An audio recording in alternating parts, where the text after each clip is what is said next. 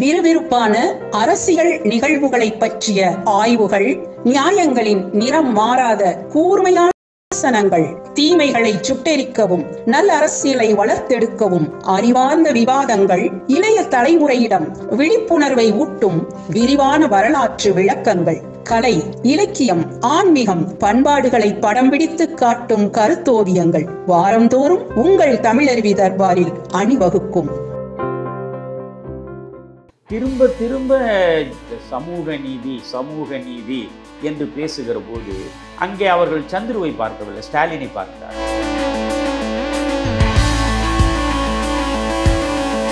லா மேக்கராக இருப்பவன் லா பிரேக்கராக இருக்கான்.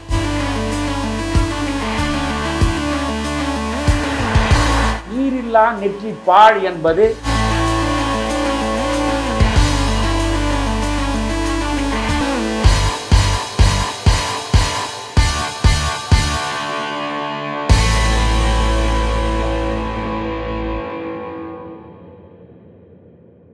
நீதியரசர் சந்துரு அவர்கள் 20க்கும் மேற்பட்ட பரிந்துரைகளை வழங்கியிருக்கிறார். அப்புறம் நீண்ட கால திட்டங்கள் என்று ஒரு 2-3 சொல்லியிருக்கிறார்கள். அவற்றையெல்லாம் நீங்கள் அப்படியே ஏற்றுக்கொள்கிறீர்களா, இல்லை மறுதளிக்கிறீர்களா? நான் அவை அனைத்தையும் முழுமையாக படித்தேன்.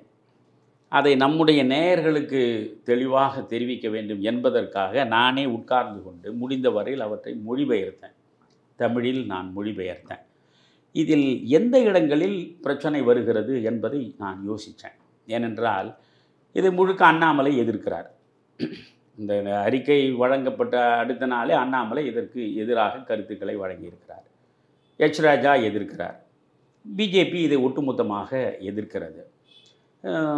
சிவகாசியிலும் தென்காசியிலா ஒரு ஊராட்சியினுடைய துணைத் தலைவர் அதை தேனியில் ஊராட்சி துணைத் தலைவர் அதை கிழித்து இது குப்பை குடைக்கு போக வேண்டியது. அந்த அளவுக்கு இதில் மிக மோசமான பிரச்சனைகள் தான் இருக்கின்றனவா என்பதை நான் உள்ளூர பார்க்க முயன்றேன். இதில் எது அவர்களை எரிச்சல் படுத்துகிறது என்றால், திரும்ப திரும்ப நீதியரசர் சந்துரு இந்த சமூக நீதி என்று பேசுகிற போது அங்கே அவர்கள் சந்துருவை பார்க்கவில்லை, ஸ்டாலினை பார்க்கிறார்கள். புரியுதா? எல்லாவற்றுக்குமே திராவிட மாடல்னு எதையாவது பொருத்தம் இல்லாமல் சொல்வது, எந்த இடத்திற்கு போனாலும் சமூக நீதி ஒன்றை சொல்வது. சமூக நீதி என்று 3 வருடங்களாக பேசிக்கொண்டிருக்கிறீர்கள். ஆனால் அந்த புதுக்கோட்டையில் இருக்கக்கூடிய அந்த கிராமத்தின் பெயர் என்ன?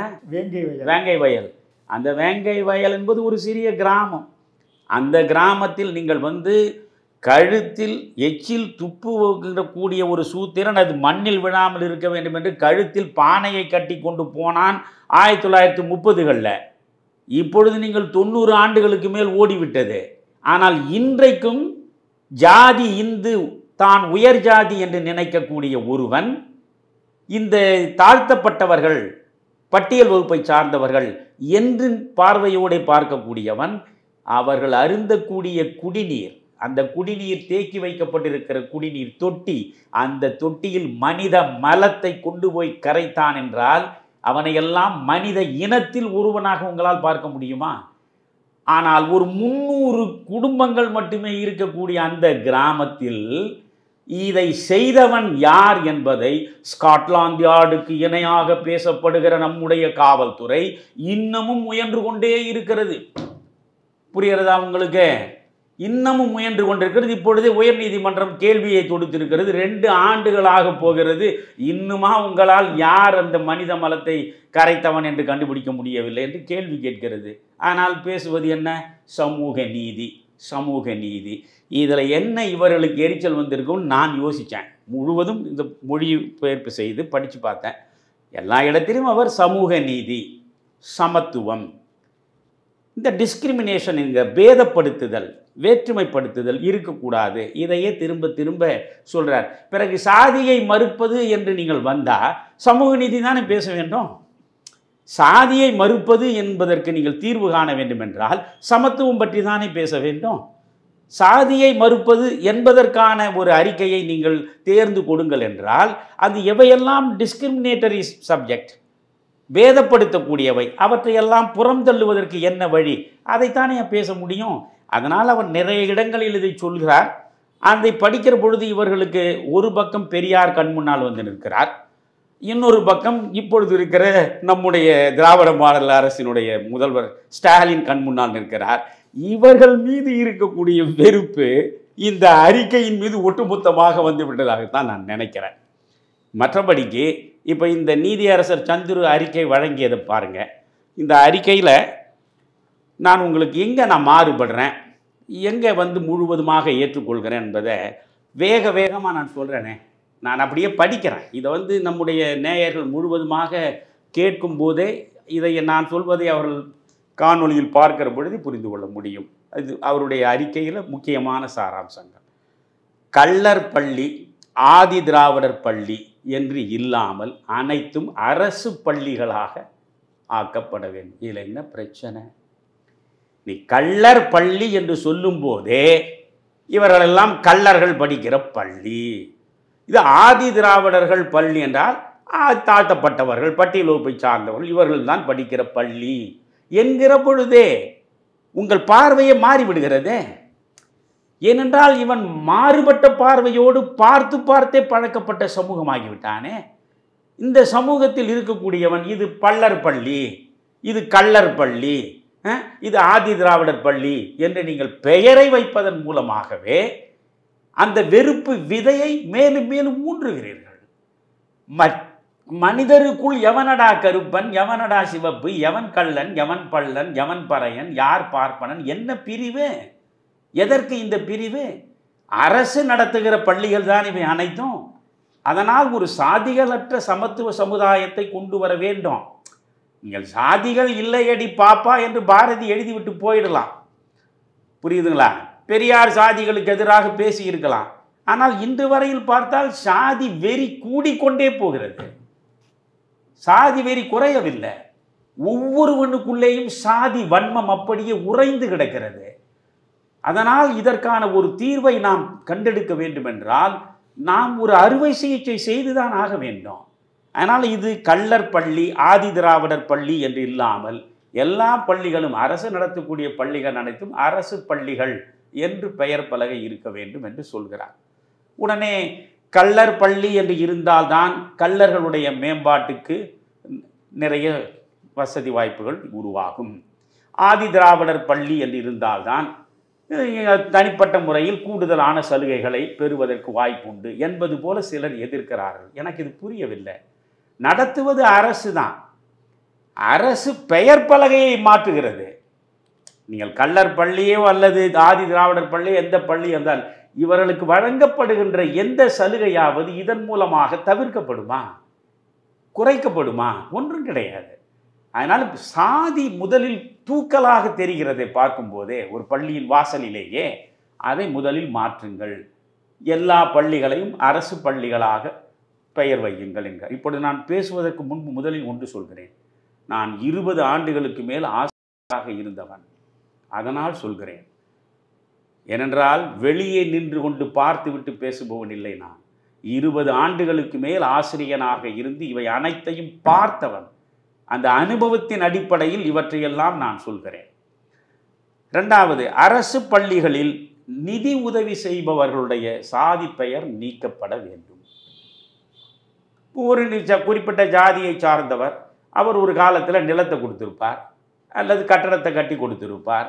அதனால் அவர் நினைவை போற்றுவதற்காக ராமசாமி உயர்நிலை பள்ளி என்று இருப்பதில் பெரிய பிரச்சனை இல்லை.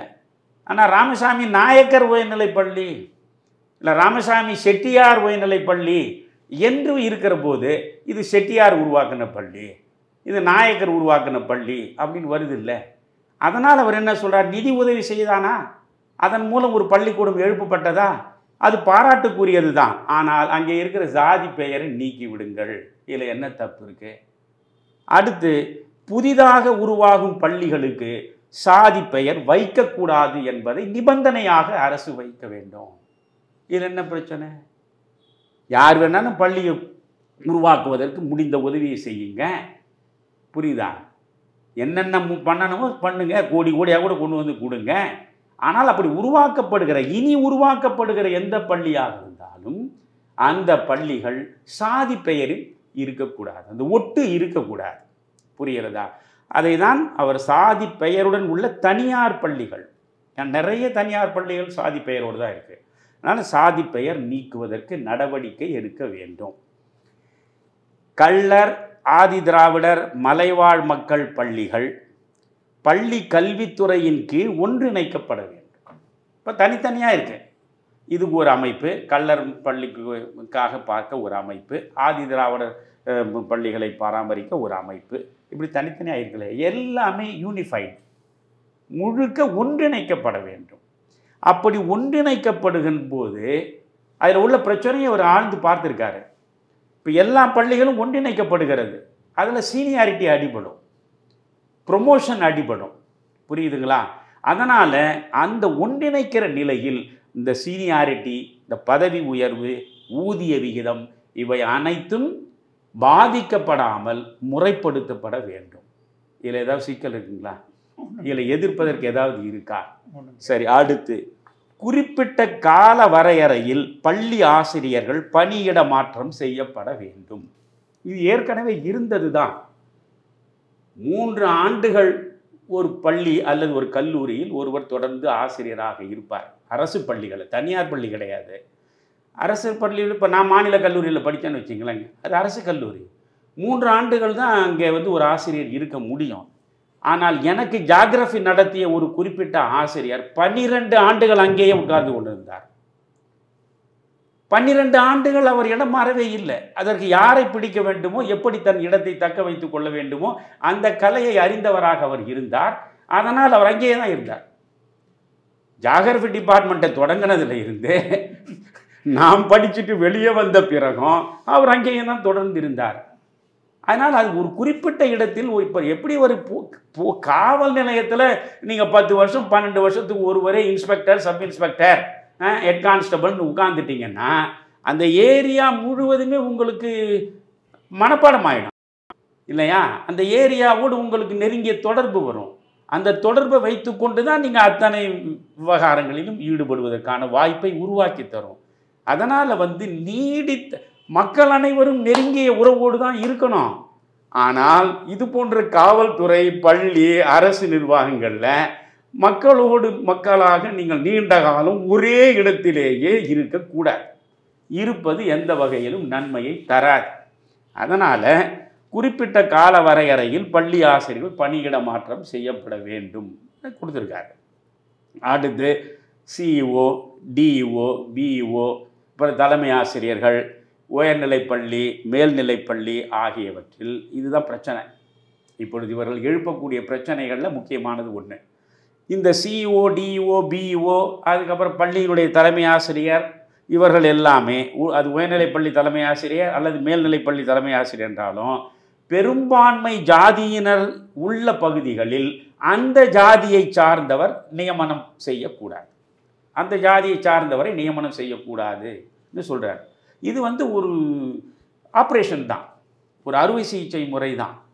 ஏனென்றால் இப்போ நீங்கள் அனுபவத்தில் சொல்கிறேன், ஒரு குறிப்பிட்ட சமூகத்தை சார்ந்தவர்கள் பெரும்பான்மையாக இருக்கக்கூடிய இடத்தில் ஒரு காவல்துறை அதிகாரி இருக்கிறார்.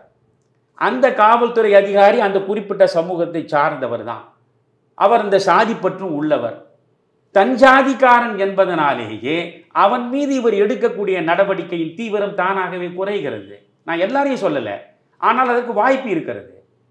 அப்படி காவல்துறையில் பல பேரை நம்மால் சொல்ல முடியும்.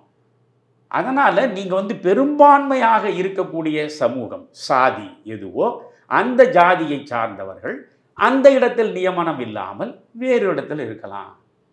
இப்போ நீங்கள் கோவை இருக்குது, கோவையில் ஒரு பெரும்பான்மை சமூகம் இருக்குது, அந்த பெரும்பான்மை சமூகத்தை இவர் சார்ந்தவர் என்றால் அவர் அங்கே இருக்க எல்லாம் விழுப்புரத்துக்கு வரட்டும், இல்லை கடலூரில் இருக்கட்டும்.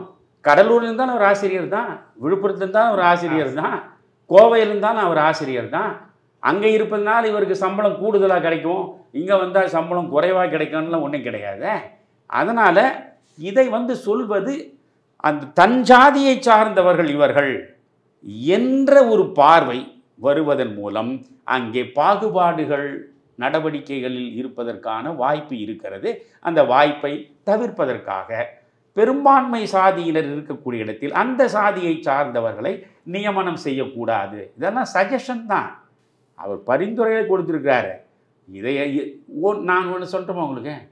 இவ்வளவு பரிந்துரைகளை கொடுத்துருக்காருல்ல நம்முடைய திராவிட மாடல் அரசு, இதையெல்லாம் செய்யும் நீங்கள் நினைக்கிறீங்களா? ஒன்றும் செய்யாது. இதை படித்து பார்ப்பாரு. நான் ஒரு கேள்வியாகவே கேட்கலான்றதை நீங்கள் பதில் சொல்ல. இப்போ ஸ்டாலினே இதை படிக்கிறான்னு வச்சுங்க, என்னையா அடிமடியிலே கை வைக்கிறார் அவர். இது மாதிரி அந்த ஜாதியில் இருக்கிறவனை அங்கேருந்து இங்கே தூக்கி போட்டால் அந்த ஜாதி ஓட்டை நமக்கு போயிடுமே. இவர்கள் அனைத்தையுமே ஜாதியை வாக்கு வங்கியாக வைத்து கொண்டு தான் வாழ்க்கையை நடத்துகிறாங்க. இவர்கள் யாரையுமே மனிதர்களாக பார்ப்பதே கிடையாது. குமரையா, உங்களை பார்த்தாலும் சரி நீங்கள் என்ன ஜாதி, என்னை பார்த்தாலும் நான் என்ன ஜாதி. ஆனால் நான் என்ன ஜாதி என்பது நான் 50 ஆண்டுகளுக்கு மேல் அரசியல் இருக்கிறேன். 195 விழுக்காடு மக்களுக்கு யாருன்னே தெரியாது. அதை தெரிவிக்க வேண்டிய அவசியமும் எனக்கு கிடையாது. ஆனால் அந்த பார்வை இருக்கும். சாதியை தான் பார்ப்பான். நீ யார் என்பது பின்னால். நீ ஒருவரோடு அறிமுகமாகிற போதே சுற்றி வளைத்தவன் எங்கே வந்து நிற்பான்னா, நீங்கள் எந்த ஊருன்னு கேட்பான். அதுக்கப்புறம் மெல்ல நீங்கள் என்ன எந்த ஜாதி, எந்த அவரா இவரா நம்ம அவரா, அப்படி தான் போடுவான். அப்போ இங்கே சாதி. அதனால் இதெல்லாம் செய்வாங்கன்னு நம்பி நம்ம பேசலை. ஆனால் இதில் வந்து என்ன தவற கண்டெடுத்துருக்கிறீங்கன்னு தான் நான் கேட்குறேன். அடுத்து பாருங்கள், தாழ்த்தப்பட்டோர் எஸ்சி எஸ்டி பிரிவினர்களிடம் தலைமை ஆசிரியர் அலுவலர்கள் கொண்டிருக்கும் மனப்போக்கு குறித்து ஆட்டிடியூடு, மென்டல் ஆட்டிடியூட். ஒரு எஸ்சியை பார்த்தா இவர்களுக்கு எப்படி அவர்களை பார்க்க தோணும், ஒரு எஸ்டியை பார்த்தா இவர்களுக்கு எப்படி பார்க்க தோணும். புரியுதுங்களா? இவன் கீழ் ஜாதிக்காரன், இவன் என்று அவனை வந்து தாழ்த்தி பார்க்கக்கூடிய ஒரு வெறுப்பு கலந்த பார்வை. இது மாதிரி தான் நிறைய பேர் அங்கே இருக்கு. அதனால் அவர் என்ன சொல்கிறார், தாழ்த்தப்பட்டோர் எஸ்சி எஸ்டி பிரிவினர்களிடம் தலைமை ஆசிரியர் அலுவலர்கள் கொண்டிருக்கும் மனப்போக்கு குறித்து ஆனுவல் கான்ஃபிடென்ஷியல் ரிப்போர்ட், ஆண்டு ரகசிய அறிக்கை தயாரிக்கப்பட வேண்டும். ஒரு எஸ்சியிடம் இவனுடைய ஆட்டிடியூட் எப்படி இருக்குது, ஒரு எஸ்டியிடம் இவனுடைய ஆட்டிடியூட் எப்படி இருக்குது, இதை பற்றி ஒரு ரகசிய அறிக்கை தயாரிக்கப்படணும் ஆண்டு. அதன் மூலம் அந்த தலைமை ஆசிரியர் அந்த பள்ளியினுடைய அலுவலர்கள் உடைய மனப்போக்கை நீங்கள் புரிந்து கொள்ள முடியும். அதற்கு அதை அவர் சொல்கிறார். அவர் ஆனுவல் கான்ஃபிடென்ஷியல் ரிப்போர்ட் ஒன்று தயாரிக்கணும். பிறகு பள்ளி கல்லூரி பல்கலைக்கழகங்களில் பணியாளர்கள் ஆசிரியர்களின் நடத்தை கோட்பாடு, கோட் ஆஃப் கான்டக்ட், நடத்தை கோட்பாடு வரையறுக்க வேண்டும். இது அரசு செய்ய வேண்டும். புரியுதுங்களா? அரசு உருவாக்கி இருக்கக்கூடிய எல்லா கல்லூரிகள் பள்ளிகள் பல்கலைக்கழகங்கள் இவற்றில் பணியாற்றக்கூடியவர்கள் என்னென்ன வகையில் நடந்து கொள்ள வேண்டும் என்ற நடத்தை கோட்பாடு உருவாக்கப்பட வேண்டும். ஏற்கனவே இந்த கோட் ஆஃப் கான்டக்ட்லாம் இருந்திருக்கு. இப்போ நீங்கள் ஒரு கவர்மெண்ட் சர்வெண்ட் அரசு ஊழியராக இருக்கிறீர்கள் என்றால் ஒரு அரசு ஊழியருக்கு இன்ன நடத்தை கோட்பாடுகள் என்றெல்லாம் இருக்குது. அதுபோல் கல்வி நிலையங்கள் அனைத்திலையுமே அரசு உருவாக்க வேண்டும். அப்புறம் 10வது, ஆசிரியர் நியமனத்தின் போது சமூக நீதி குறித்த அவர்களின் பார்வை பரிசீலிக்கப்பட வேண்டும். இதெல்லாம் தான் எரிச்சலை உங்களுக்கு கிளப்புறது. சமூக நீதி வந்துருச்சேங்க, புரியுதுங்களா? இவர் நியமனம் பண்ணுற போதே சமூக நீதியை பற்றி இவருடைய கருத்து என்ன, சோசியல் ஜஸ்டிஸு அதன் மீது இவருக்கு இருக்கிற பார்வை என்ன,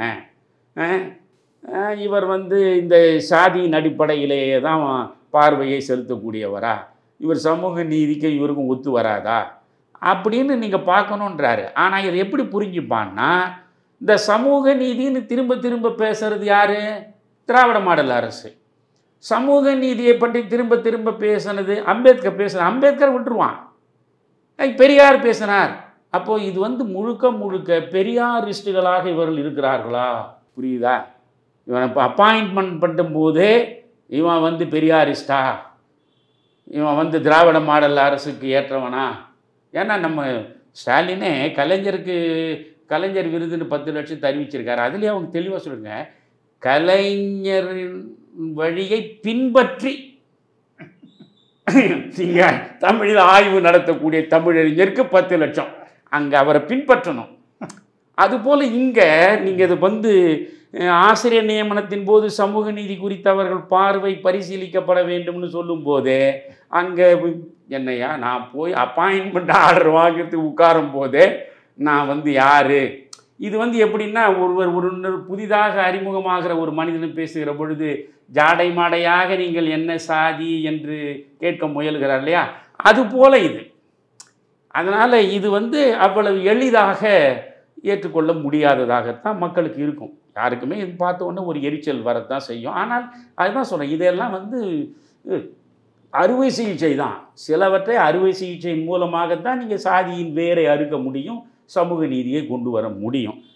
அடுத்தது, ஆசிரியர்கள் அலுவலர்களுக்கு ஒவ்வொரு கல்வியாண்டின் தொடக்கத்தில் சமூக பிரச்சனைகள், சாதி பாகுபாடு, பாலியல் வன்முறை, பாலியல் தொல்லைகள், போதை, ராகிங், எஸ்சி எஸ்டிக்கு எதிரான குற்றங்கள் ஆகியவை குறித்து ஓரியன்டேஷன் ப்ரோக்ராம், பயிற்சி வகுப்பு வேண்டும். மிக முக்கியமானது. நான் ஒரு ஆசிரியராக 20 ஆண்டுகளுக்கு மேல் இருந்த நிலையில் உங்களுக்கு சொல்கிறேன், இது நிச்சயமாக ஒவ்வொரு கல்வியாண்டின் தொடக்கத்திலையும் இவற்றை பற்றிய ஒரு சரியான புரிதல், இவற்றை எப்படி அணுக வேண்டும், எப்படி தீர்வு காண வேண்டும் என்பது பற்றி நிச்சயமாக பயிற்சி வகுப்பு நடத்துவது தவறே கிடையாது. நானே வந்து ஆசிரியராக இருக்கிற பொழுது பல பள்ளிகளுக்கு பயிற்சி வகுப்பு நடத்தி சென்றிருக்கிறேன். ஓரியன்டேஷன் ப்ரோக்ராம்ஸை நாங்களே நடத்தியிருக்கோம். அதனால் அந்த ஓரியன்டேஷன் ப்ரோக்ராம் என்பது வரவேற்கப்படக்கூடியது தான். அதுக்கப்புறம் பிஎட்டு, அப்புறம் இடைநிலை கல்வி, டிப்ளமா, இந்த பாடத்திட்டங்களில் திருத்தங்கள் தேவை என்கிறார். அது மிக மிக முக்கியமானது. நீங்கள் 50 வருஷத்துக்கு முன்னே என்ன சிலபஸோ அதே தான் என்னமோ இருக்கான்னா, இப்பொழுதும் மாறிக்கொண்டே இருக்க உலகம். நீங்கள் கல்வி முறையே மாறிக்கொண்டிருக்கிறது. என்னை விட ஒரு 8ஆம் வகுப்பு படிக்கக்கூடிய பையனுக்கு அறிவு கூடுதலாக இருக்கிறது. அவன் அறிந்து வைத்திருப்பதையெல்லாம் நான் அறிந்து வைத்தில்லை. இப்பொழுது நீங்கள் இங்கே மாதிரி வந்து ஒரு மொபைல் ஃபோன் என் கையில் இருக்குன்னா, இதில் என்ன எனக்கு பேச தெரியும். நீங்கள் பேசினா நான் வந்து சொல்லுங்கள் குமரையான்னு கேட்க தெரியும். அது உள்ளே என்னென்ன இருக்குன்னு எனக்கு இன்ன வரலும் தெரியாது. ஆனால் ஒரு 5 வயது பையனை கொடுங்க பீச்சு மேய்ஞ்சிடறான் அவன், இல்லையா? அப்போ பாடத்திட்டங்களும் வந்து அப்படியே ஸ்டாக்னண்ட்டாக தேங்கி விடக்கூடாது.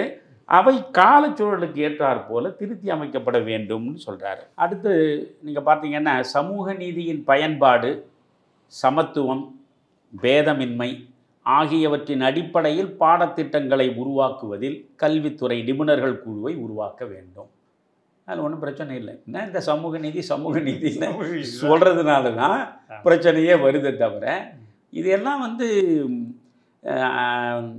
சொல்லித்தான் தெரியணும்னு இல்லாமல் நீ இதற்கான அழுத்தத்தை கொடுக்கலாம். ஆனால் ஒவ்வொரு முறையும் திரும்ப திரும்ப சமூக நீதி, சமத்துவம், நோ டிஸ்கிரிமினேஷன் இப்படின்னு நம்ம சொல்ல இது என்ன இந்த மனுஷன் இதையே தான் திரும்ப திரும்ப சொல்லிகிட்டு இருக்காரு அப்படின்னு தோன்றுறது. ஆனால் இதை தவிர அவருக்கு வேறு வழி கிடையாது. அவரிடம் நீங்கள் கொடுத்த பொறுப்பு என்ன? சாதிகளின் மூலமாக நடக்கக்கூடிய வன்முறை, சாதிகளை வைத்து நடக்கக்கூடிய கொலைகள், சாதியின் பார்ப்பட்ட கொடுமைகள் கல்வி நிலையங்களில் மிக மோசமான இடத்தை அடைந்திருக்கிற பொழுது அவற்றிலிருந்து விடுபடுவதற்கு வழி என்னன்னு கேட்டால் நீங்கள் இதை தான் பேசி ஆகணும். அது சொல்கிறார் அவர். அது சமூக நீதியினுடைய பயன்பாடு, சமத்துவம், பேதமின்மை ஆகியவற்றின் அடிப்படையில் பாடத்திட்டங்களை உருவாக்குவதில் கல்வித்துறையின் நிபுணர்கள் குழுவை நீங்கள் அமைக்கணும். அப்புறம் மறுபடியும் சமூக நீதி, இது அவர் விடுறதா இல்லை. சமூக நீதி, சமத்துவம், சாதி பாகுபாடு இல்லாமை குறித்து சமூக நீதி கண்காணிப்பு குழு அறிக்கை சமர்ப்பிக்க வேண்டும் என்கிறார். இது வந்து அதற்கென்றே ஒரு கண்காணிப்பு குழு அமைக்கணும். அந்த குழு இதை பார்த்துக்கினே இருக்கணும். சமூக நீதி ஒழுங்காக இருக்கா, சமத்துவம் கடைபிடிக்கப்படுதா, சாதி பாகுபாடு இல்லாமல் இருக்கா என்று கண்டறிவதற்கு ஒரு தனியாக ஒரு கண்காணிப்பு குழு அமைக்கப்பட வேண்டும். அந்த குழு வந்து அறிக்கையை சமர்ப்பிக்க வேண்டும் என்று சொல்கிறாரு. அதுக்கப்புறம் குறிப்பாக அண்ணாமலை எதிர்த்திருக்கிற விஷயம், வகுப்பறையில் அகர வரிசையில் மாணவர்களை அமரச் செய்ய வேண்டும் என்பதை. எப்படி? நான் ரொம்ப உயரமாக இருக்கேன், உயரமாக இருக்கிறவனை முன்னே உட்கார வச்சுட்டிங்கன்னா பின்னால் உட்கார்ந்துருக்கவனுக்கு தெரியாத அப்படின்னு கேட்குறாரு. நீங்கள் என்ன சினிமாவை காட்டுறான்? நீங்கள் வந்து ஒரு திரைப்படம் பார்க்குறீங்க, ஏன் நீங்கள் முன்னால் இவ்வளோ பெரிய உயரமாக உட்காந்துங்க, பின்னால் இருக்க எனக்கு தெரியலையான்னு சொல்கிறது பிரச்சனை இல்லை. எந்த வகுப்பறையாக இருந்தாலும் வகுப்பறையில் ஆசிரியர் ஒரு ஸ்டேஜ் இருக்கும், அது மேலே தான் நிற்பார், எல்லா மாணவர்களுக்கும் தெரியும். அப்படியே தெரியலைனாலும் ஆசிரியர் சொல்கிறது காதில் விடணும். இது நோக்கமே என்னென்னா, நீங்கள் வந்து இந்த ஜாதியா அவன் முன்ன இங்கே உட்காரட்டும், அந்த ஜாதியா அவனை பின்னால் கொண்டு உட்கார வை, இப்படியெல்லாம் இல்லாமல் அல்ஃபபெட்டிக் ஆர்டரில் நீங்கள் ஆறுமுகம்னா அவன் பேர் ஆறுமுகமா, ஆறுமுகம் முதல்ல உட்காரட்டும். பாலசுப்ரமணியமா, அவன் பிஏக்கு அப்புறம் பியா, அவன் உட்காரு. புரியுதுங்களா? சந்திரசேகரனா, அதுக்கப்புறம் சி, அவன் உட்காரு. துரைமுருகனா, டி உட்காரு. ஏழுமலையா, இ உட்காரு. ஃப்ரான்சிஸா, எஃப் உட்காரு. புரியுதுங்களா? ஜியா, கணபதியா, உட்காரு. எச் ஹரிதாஸா, உட்காரு. ஐ இஸ்மாயிலா, உட்காரு. இங்கே பாருங்க, இஸ்மாயில் உட்கார்றது. இங்கே வந்து ஒரு கிறிஸ்தவர் பேர் சொன்னேன், ஒரு இஸ்லாமியர் பேர் சொன்னேன், ஒரு இந்து பேரை சொன்னேன். இங்கே மதத்தை வைத்து யாருமே இல்லை, சாதியை வச்சு யாரும் இல்லை. பெயருடைய முதல் எழுத்து ஆல்ஃபபெட்டிக்கல் ஆர்டரில் உட்கார வைப்பதில் உங்களுக்கு என்ன பிரச்சனை? இதில் அண்ணாமலைக்கு என்ன பிரச்சனைன்னு எனக்கு தெரியல. அதனால் இது உயரமாக இருக்கிறவன்றது எல்லாமே உயரமாக இருக்க மாட்டான். எவனோ ஒரு 4-5 பேர் உயரமாக இருப்பான். உயரம் பார்த்து உட்கார வைப்பது இல்லை. நான் வகுப்பறையில் 20 வருஷத்துக்கு மேலே பாடம் நடத்தியிருக்கேன். உயரமாக இருக்கிறவங்கலாம் பின்னால் போய் உட்காரு, குள்ளமாகிறவங்கலாம் முன்னே வந்து உட்காரு அப்படின்னு எந்த ஆசிரியரும் எப்பயும் சொல்ல மாட்டாங்க. அது முறையும் இல்லை. புரியுதுங்களா? பிறகு மாணவர் வருகை பதிவேட்டில் சாதி சார்ந்த குறிப்புகள் கூடாது, நிச்சயமாக கூடாது. அதனால் இதை வந்து வரவேற்க வேண்டிய விஷயம்தான். அடுத்து, நேரடியாகவோ மறைமுகமாகவோ மாணவர்களுடைய சாதியை குறிப்பிடுவதோ சாதியை வைத்து இழிவுபடுத்துவதோ கூடாது. அந்த வேலையை ஆசிரியர்கள் மறந்தும் செய்யக்கூடாது. ஒரு ஆசிரியரும் செய்யக்கூடாது, ஒரு அலுவலரும் செய்யக்கூடாது, பள்ளி தலைமை ஆசிரியராக இருப்பவரும் செய்யக்கூடாது, கல்வி அதிகாரியும் செய்யக்கூடாது. யாராகவும் இருக்கட்டும், இந்த மாணவர்கள் நேரடியாகவோ, இதை டைரக்ட்லி ஆர் இன்டைரக்ட்லி, நேரடியாகவோ மறைமுகமாகவோ மாணவர்களின் சாதியை குறிப்பிடுவதோ இழிவுபடுத்துவதோ கூடாது. அப்புறம் வகுப்பறையில் கல்விக்கான உதவித்தொகை பெறும் பயனாளிகள் குறித்து அறிவிக்கக்கூடாது. ரொம்ப சூசகமாக யோசித்து சொல்கிறாரு. நீங்கள் அங்கேயே வந்து நின்றுங்கண்ணே, யாரெல்லாம் ஷெட்யூல்டு காஸ்ட்டு எல்லாம் பயலாம் நில்லு, யாரெல்லாம் ஷெட்யூல்டு ட்ரைபு எது நில்லு, அந்த மோஸ்ட் பேக்வேர்டு யார், உனக்கெல்லாம் ஸ்காலர்ஷிப் இருக்குதுப்பா, நீங்கள் ஸ்காலர்ஷிப் யார் யாருக்கு இருக்கு, இப்படி நீங்கள் ஸ்காலர்ஷிப் கொடுக்குறேன்னு அறிவிக்கிற போதே நீங்கள் அவனவன் ஜாதியை குறிச்சிடுறீங்க. அடுத்த மாணவனுக்கு இவன் இந்த ஜாதி அந்த ஜாதி என்பதை நீங்களே தெளிவுபடுத்துறீங்க. ஜாதியே வேண்டாம். ஒரு மாணவனுக்கும் இன்னொரு மாணவனுக்கும் இடையில் சாதி குறித்த பார்வையே வரக்கூடாது என்பதற்காக என்னென்ன வழிகளில் அதை தடுக்க முடியுமோ அத்தனை வழியை அவர் சிந்திச்சிருக்கார். அதனால தான் வகுப்பறையில் கல்விக்கான உதவித்தொகை பெறும் பயனாளிகள் குறித்து அறிவிக்கக்கூடாது. அப்புறம் தலைமை ஆசிரியர் தன் அறையில் தனியே, அப்படி இருந்தால் அவனை தனியே அழைத்து தகவலை கேட்டு பெறலாம். இதை மீறும் ஆசிரியர்கள் மீது கடும் ஒழுங்கு நடவடிக்கை எடுக்கப்பட வேண்டும். புரியுங்களா? உனக்கு வந்து தம்பி ஆறுமுகம் உன்னை தலைமை ஆசிரியர் கூப்பிட்டுருக்காருன்னா அவன் போவான். என்ன தம்பி உங்களுக்கு ஸ்காலர்ஷிப்பு உங்களுக்கு இருக்குது, உங்களுக்கு பணம் வரும், உங்களுக்கு புத்தகங்கள் கிடைக்கும், அது கிடைக்கும், என்ன பயன் இருக்கோ அந்த பயனை அவர் சொல்ல போகிறார். அவர் அவனிடம் மட்டும் சொல்லுவார். அது வந்து ஒரு அங்கே வந்து ஒரு சீக்ரெசி மெயின்டைன் பண்ணப்படும் இல்லையா? அதுக்காக தான் அது.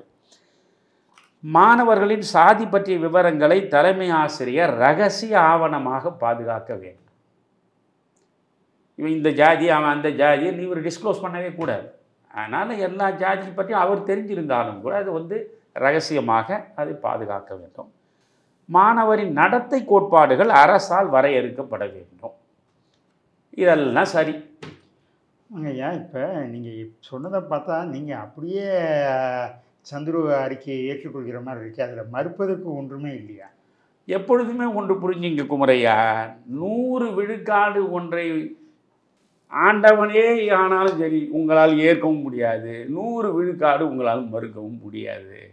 புரியுதுங்களா? இது வந்து ஏற்கக்கூடிய விஷயங்களாக அவர் முன்னிலைப்படுத்தியிருக்காரு.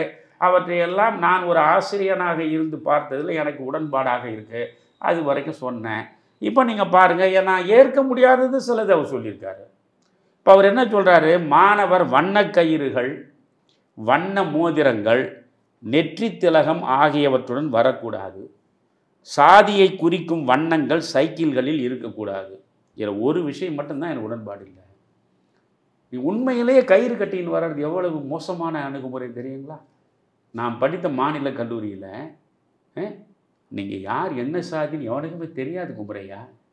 நாங்கள் என்னுடைய வகுப்பறையில் 21 பேர், 1966லேருந்து 69 வரைக்கும் பிஎஸ்சி ஜியாகிரஃபி படித்தோம்.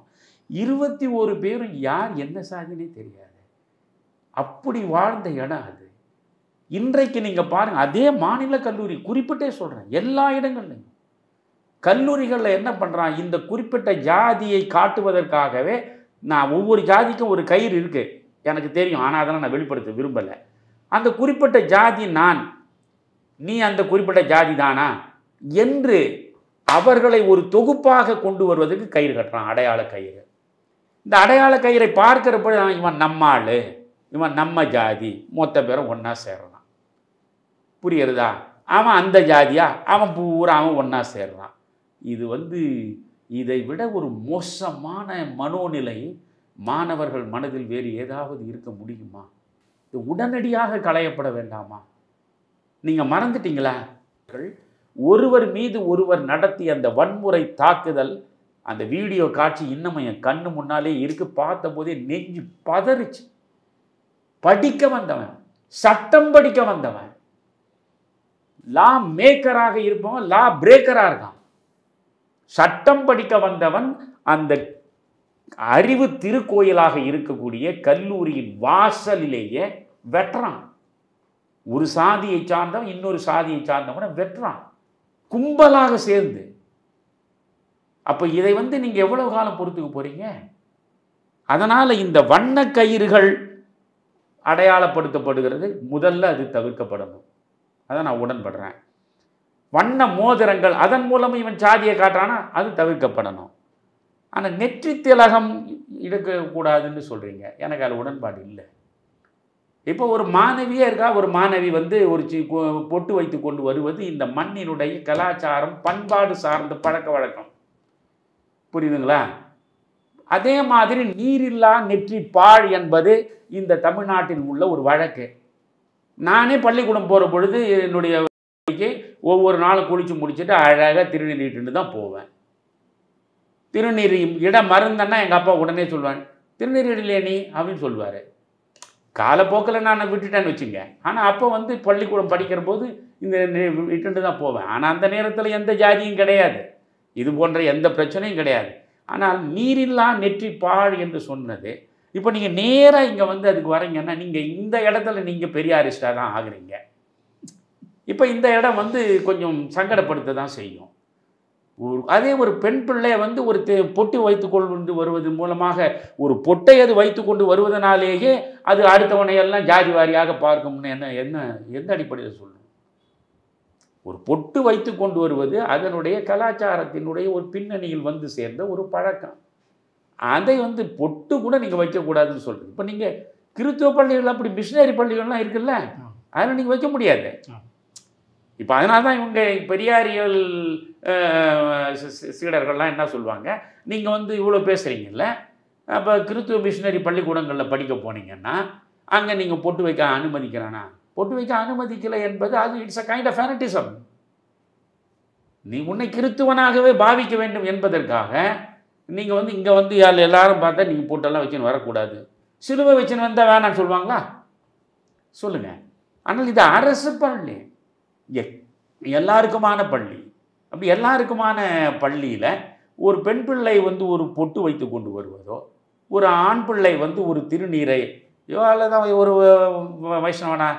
வைஷ்ணவ சம்பிரதாயத்தில் இருந்தான்னா அவன் நேராக ஒரு கோடு போட்டுன்னு வர்றது, அதில் இவ்வளவு தூரம் நீங்கள் குறிப்பாக போய் இதையே தடுக்க போகிறீங்கன்ன போது தான் இது ஐயையோ நம்ம ஜஸ்டிஸ் சந்துரு அவர் முழுக்க பெரியாருடைய கொள்கையை கொண்டு திணிப்பதற்காகத்தான் இந்த அறிக்கையை அவர் தயாரித்திருக்கார்.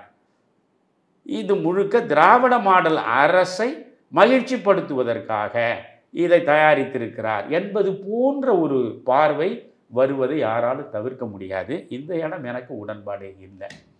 ஆனால் சைக்கிளுக்கு பெயிண்ட் அடிச்சுன்னு வரது அழகாக சொல்லியிருக்காரு. உன்னுடைய சாதி அடையாளத்துக்கு ஏற்றாற் போல நீ அரசு கொடுத்த சைக்கிளோ இல்லை நீ சொந்த சைக்கிளோ அதில் பெயிண்ட் அடிச்சுன்னு வருவான். இந்த பெயிண்ட்டு இந்த ஜாதிக்கு உரியதுன்னு ஏற்கனவே முடிவு பண்ணிச்சிடும்ல, அது பெயிண்ட் அடிச்சுன்னு வரக்கூடாதுன்றார். அதெல்லாம் ஓகே, நீ சைக்கிளுக்கு பெயிண்ட் அடிச்சுன்னு வராத, அதே மாதிரி நீ வந்து வண்ண கயிறுகள்லாம் அணிந்து வராத, அவளோடு நிற்கணுமே தவிர இந்த நெற்றி திலகத்தை பற்றி இவர் குறிப்பிடுவது என்பது எனக்கு உடன்பாடு இல்லை, நிச்சயமாக உடன்பாடு இல்லை. அது மாதிரி உடன்பாடு இல்லாதெல்லாம் 2-3 பின்னால் இருக்கு, நான் சொல்கிறேன். நான் பிறகு ஒவ்வொரு கல்வியாண்டின் தொடக்கத்திலும் 6ஆம் வகுப்பு முதல் 12ஆம் வகுப்பு வரை பயிற்சி பெற்ற நிபுணர்களால் ஓரியன்டேஷன் ப்ரோக்ராம் நடத்தப்பட வேண்டும். அப்புறம் மாணவர் பேரவைக்கு ஒவ்வொரு பள்ளியிலும் இது ஏற்கனவே இருந்திருக்கு. நான் படிக்கிற பொழுதே, நான் ஆர்பிசிசி பள்ளிக்கூடத்தில் தான் பெரம்பூரில் படித்தேன், ராவபுதூர் கலவல கன்வென்டிட்டி ஸ்கூல்னு. ஒவ்வொரு கிளாஸுக்கு கிளாஸ் லீடர் உண்டு, ஸ்கூலுக்கு ஸ்கூல் பீப்புள் லீடர்னு உண்டு, மாணவர் பேரவை உண்டு. அந்த பேரவைக்கு மாணவர்கள் தான் தேர்ந்தெடுப்பாங்க. கல்லூரிகளிலும் மாணவர் பேரவை இருந்திருக்கு. நீங்கள் நான் படித்த மாநில கல்லூரியில் மாணவர் தேர்தல் என்பது நீங்கள் சட்டமன்ற நாடாளுமன்ற தேர்தலை விட பரபரப்பாக இருக்கும். அவ்வளவு பரபரப்பாக பதாகைகளும் சுவரொட்டிகளும் பேம்ப்ளெட்ஸுங்களும் ஏராளமாக கிடக்கும். காசை அள்ளி விடுவான், புரியுதுங்களா? ஆனால் மாணவர்கள் வாக்களித்து மாணவர் பேரவை உருவாக்கப்படும். ஏனென்றால் மாணவர்கள் அந்த கல்வி நிலையத்துடைய தலைமை பீடத்தில் உள்ளவரிடம் தங்களுடைய குறைகளை தெரிவிப்பதற்கு, தங்கள் பிரச்சனைகளை தெரிவிப்பதற்கு, அவற்றுக்கான தீர்வை தேடி பெறுவதற்கு அவர்களுடைய பிரதிநிதியாக ஒருவரை தேர்ந்தெடுப்பது என்பது ஏற்கனவே பழக்கத்தில் இருந்திருக்கு. இப்போ இல்லையான்னு எனக்கு தெரியல. அதனால் அவர் இதை அறிவுறுத்தி இருக்கலாம். அது ஒன்றும் தப்பில்லை. அதே போல் மாணவர்கள் பள்ளிக்கூடத்துக்குள்ளே மொபைல் ஃபோன் எடுத்துன்னு வரக்கூடாதுன்னு சொல்கிறது எல்லாரும் ஏகமனதாக ஏற்க வேண்டிய விஷயம் அது, இல்லையா? அது 6ஆம் வகுப்பு முதல் 12ஆம் வகுப்பு வரை அறநெறி வகுப்புகள் நடத்தப்பட வேண்டும், மாரல் கிளாஸ். இதை வந்து நான் பிளானிங் கமிஷன் மெம்பராக இருந்த பொழுது கலைஞரிடம் நேரடியாகவே நான் விண்ணப்பம் நேரடியாக சொன்னவராண்ட, ஐயா தயவு செய்து மாரல் கிளாஸ் வையுங்க. சிலபஸில் வந்து மாரல் கிளாஸ் நிச்சயமாக ஒரு வாரத்திற்கு 2 பிரிவேளை நீங்கள் நீதி போதனைன்னு போட்டிருப்பான். நான்லாம் 6வது 7வது 8வதுலாம் படிக்கிற போது நீதி போதனை வகுப்பு. அதுக்காகவே அந்த ஆசிரியர் நல்ல கருத்துக்களை பிள்ளைகளிடம் கொண்டு வந்து சேர்ப்பதற்காக அவர் படிச்சுட்டு வருவார், புரியுதுங்களா? ஆனால் இப்போ நாம் என்ன சொன்னோம், ராமாயணத்துலேருந்து படிச்சுட்டு வந்து சொன்னால் பார்த்தீங்களா, ராமாயணத்தை படிச்சுட்டு வந்து சொன்னால் அது எப்படி நீதி போதனை ஆகும்? அது அறநெறி கருத்தா? அதில் சம்புகன்னு ஒருத்தனை கொண்டாந்துருவாங்க, சம்புகன் தலையையே வெட்டன இது ராமாயணம். நீங்கள் உண்மையாக பார்த்தீங்கன்னா வான்மீகி ராமாயணத்தில் இந்த சம்புகன் வெட்டனான்ற விஷயமே கிடையாது, உண்மையாக கிடையாது. எல்லாமே நான் சொல்கிறேன் பாருங்கள், பல செய்திகள் இடைச்செருகல்களாக வந்து சேர்ந்தவை, அல்லது இல்லாததை இருப்பதாக சொல்லியே அதை இருப்பதாக இவர்கள் மாற்றிவிட்டவர்கள், அவ்வளோதானே தவிர இங்கே அறநெறி ராமாயணம்னு சொன்னால் சம்புகனை பற்றி தான், சம்புகன் தலையை வெட்ட சொன்னான்றது தான் சொல்லணுமா? ஒருவனுக்கு ஒருத்தியாக வாழ்வது என்று ராமனுக்கும் சீதைக்கும் இந்த இப்பிறவியில் இன்னொரு மாதரை சிந்தையாலும் துடேன் என்று செவ்வரம் வழங்கிய வள்ளல் ராமன் தன் நாயகனை பற்றி மிக பெருமிதத்தோடு அசோகவனத்தில் சோகமயமான சூழலில் சீதை சிந்திக்கிறாளே, அது என்ன சாதாரண விஷயமா? அது ஒருவனுக்கு ஒருத்தி என்பதை உணர்த்துவது, தந்தை சொல்மிக்க மந்திரம் இல்லை என்பதை உணர்த்துவது, தாயிற் சிறந்த கோயிலும் இல்லை என்று உணர்த்துவது, உறவுகளின் பெருமையை சொல்வது. மனிதர்களுக்கு இடையில மட்டும் உறவு இல்லடா, ஒரு பறவையோடு நீ உறவு கொள், ஒரு விலங்கோடு நீ உறவு கொள். இப்படி எல்லாவற்றோடு உயிரினங்கள் அனைத்தின் மீதும் அன்பு செலுத்தி அனைத்தையும் அன்பினால் ஆற தழுவி அவற்றோடு நட்பு கொள் என்று பேசுவதற்காகத்தானே குரங்கு அனுமனா இருக்கான், சுக்கிரீவன்லாம் இருக்கான், இல்லையா? கருடன் இருக்கு, அது உள்ள வந்து ஜடாயு வராரு, இல்லையா? கரடி வருது, ஜாம்பவான் வராரு, அதில் எல்லாமே வருது. அப்போ எல்லா உயிரினங்களின் மீதும் அன்பு செலுத்துவதிலிருந்து எவ்வளவு சிறந்த செய்திகள் எல்லாம் இருக்கு. அதையெல்லாம் இப்போ பேச மாட்டாங்க நம்ம பெரியாரிஸ்டுகள். எடுத்தது வந்து சம்புகன் தலையை வெட்ட சொல்லி தான் ராஜநீதியா, இதுதான் காந்தி கண்ட ராமராஜ்யமா அப்படின்னு பேசுவாங்க. நல்ல கருத்துக்கள் எதை இருந்தாலும் சொல்லுங்க. உங்களுக்கு திருக்குறள்லையே முழுவதுமே பெரியார் ஒத்துக்கலையே. பெரியாரே ஒட்டுமொத்தமாக திருக்குறளில் ஒரு 30-40 குறளுக்கு மேலே எல்லாமே தூக்கி போட வேண்டியதுதான் சொல்லிட்டாரு, புரியுதுங்களா உங்களுக்கு? அப்போ எதை தான் சொல்கிறது? சிலப்பதிகாரத்தையும் அவர் ஒத்துக்கலை, புரியுதுங்களா? வந்து இடமுறை திருகி வளமுறை முறை வந்து மதுரையை ஏறிச்சானா இதெல்லாம் நடக்கிற கதையாடா, இயற்கை இறந்த நிகழ்ச்சிகளாக இருக்கிற அது ஒத்துக்கலை. இப்படி இலக்கியத்தை நீங்கள் வந்து வரலாற்று பார்வையோடு இலக்கியத்தை பார்க்கக்கூடாது. இலக்கியம் என்பது இதயம் சார்ந்தது, வரலாறு என்பது மூளை சார்ந்தது. நீங்கள் மூளையால் பார்த்து ஆராய வேண்டியது ஒரு பக்கம், இருதயத்தால் பார்த்து ரசிக்க வேண்டியது, உணர்ந்து நெகிழ வேண்டியது இன்னொரு பக்கம். நீங்கள் ரெண்டையும் போட்டு குழப்பியே இவ்வளோ காலமாக இந்த தமிழ்நாட்டில் அரசியல் செஞ்சுருக்கிறீங்க. சரி, ஏதோ ஒன்று நல்ல அறநெறி கருத்துக்கள் வழங்குவதற்கு மாரல் கிளாஸ் வேணும் ஐயா, தயவு செய்து இதுக்கு நீங்கள் செய்யணும் ஐயா சொன்னேன். நான் அதே மாதிரி சொன்னேன், ஐயா நீங்கள் வந்து தேவாரம் திருவாசகம் இதெல்லாம் வந்து கடவுள் சார்ந்த பண்கள்னு தயவு செய்து யோசிக்காதீங்க. இசை வகுப்பும் நீங்கள் பள்ளியில் நம்ம வைக்கணும். ஏன்னா இப்போ வந்து முறையாகவே தேவார பாடல்கள் எந்த பண்ணில் இசைக்கப்பட வேண்டியது அந்த மரபறிந்து பாடக்கூடிய பரம்பரை கொஞ்சம் கொஞ்சமாக அருகி போய்விட்டது. அப்படியே போனால் பிறகு தேவார பாடல்கள் எப்படி பாடுவது? அது இசை. நான் இப்படியே தான் கலைஞரான பேசினேன். ஐயா, இசை என்பது இறைமையோடு இரண்டரை இசைவிப்பது. இரண்டரை இறைவனோடு இசைவிக்கும் ஆற்றல் பெற்றது தான் இசை. எனவே அந்த இசை வகுப்பை தயவு செய்து வைங்க ஐயா சொன்னேன். பார்க்கலாம் மணியன்னார், அவர் பார்த்துட்டு போயிட்டார் வச்சுங்களேன். ஆக இந்த அறநெறி வகுப்புகள் கட்டாயம் வேணும். ஏன்னா இன்றைக்கி எங்கேயுமே இல்லை. நம்ம திராவிட மாடல் அரசுகளில் எந்த திராவிட கட்சிகள் மாறி மாறி வந்தாலும் இப்போ எந்த கல்லூரியிலேயோ பள்ளிக்கூடத்துலேயோ எங்கேயுமே மாறல் சார்ந்த வகுப்பே கிடையாது, பாடத்திட்டத்திலே கிடையாது. ஏன்னா இவர்களுக்கு ஒழுக்கம் பற்றிய கவலையே கிடையாது. நீங்கள் ஒழுக்கமாக இருந்தால் தான் அவர்களுக்கு பிரச்சனை. நீங்கள் ஒழுக்கமே இல்லாமல் நீங்கள் கேடுகட்ட நிலையில் இருந்தால் தான் அவர்களுடைய வணிகம் வெற்றிகரமாக நடக்கும். அதனால் அவர்களுக்கும் ஒழுக்கம் இல்லை, ஒழுக்கமான சமுதாயம் உருவாக வேண்டும் என்கிற எண்ண போக்கும் இல்லை. ஆனால் சந்துருவுக்கு இருக்குது, நீதியரசர் சந்துருவுக்கு. அதனால் அவர் வந்து இதை சொல்லியிருக்கார், அறநெறி வகுப்பு நடத்தணும்னு. அதே போல் ஒவ்வொரு பிளாக்கில் பயிற்சி பெற்ற ஆலோசகர்கள் அரசால் நியமிக்கப்பட வேண்டும். அவர்கள் மாதந்தோறும் பள்ளிகளை பார்வையிட வேண்டும்னு சொல்கிறாரு. போதை பழக்கம் உள்ள மாணவர்களை கண்டறிந்து, முக்கியமானது மாணவர் நடுவில் இன்றைக்கு போதை கலாச்சாரம் மிக மோசமாக பரவிடுச்சு. போதை பழக்கம் உள்ள மாணவர்களை கண்டறிந்து டி அடிக்ஷன் சென்டரில் அவர்களை கொண்டு போய் சேர்க்கணும். அவர்கள் அந்த மதுவின் பிடியிலிருந்து விடுவிப்பதற்கு, போதையின் பிடியிலிருந்து விடுவிப்பதற்கான முயற்சியை எடுக்க வேண்டும் என்பதற்காக அதுக்கு ஒரு இதை சேர்த்துருக்காரு. ரொம்ப மகிழ்ச்சியான விஷயம்தான். இப்படி நிறைய இருக்குது. எல்லாவற்றையும் வரிசையாக படிக்கிறதுன்னா இன்னும் நேரம் அதிகமாக போகும். பெருசாக குறை சொல்கிற மாதிரி எதுவுமே இல்லை. பிறகு வந்து பார்த்திங்கன்னா என்எஸ்எஸ் அதெல்லாம் ஏற்கனவே இருந்திருக்கு. இந்த national service scheme national service ஸ்கீம்ன்றது என்எஸ்எஸ் ஏற்கனவே நான் படிக்கிற காலத்தில் கூட இருந்திருக்கு. அந்த என்எஸ்எஸ் எல்லாம் மறுபடியும் 9ஆவதுலேருந்து 12ஆவது வகுப்பு வரைக்கும் கொண்டு வரணும் அப்படின்றாரு. அதுக்கப்புறமா இது வந்து செயற்படுவதற்கு சாத்தியம் இருப்பதாக எனக்கு தெரியல. சமூக அநீதிகளுக்கு எதிராக செயல்படுவதற்கு எல்லா சமூகங்களையும் சார்ந்த சமூக நீதி மாணவர் படை உருவாக்கப்பட வேண்டும்ன்றாரு. இதுக்கான சாத்தியக்கூறுகள் ரொம்ப குறைவு. புரியுதுங்களா? அது வந்து ஒரு ஆசிரியராக இருந்தவனுக்கு தான் அந்த பிரச்சனைகள் என்னன்னு தெரியும்.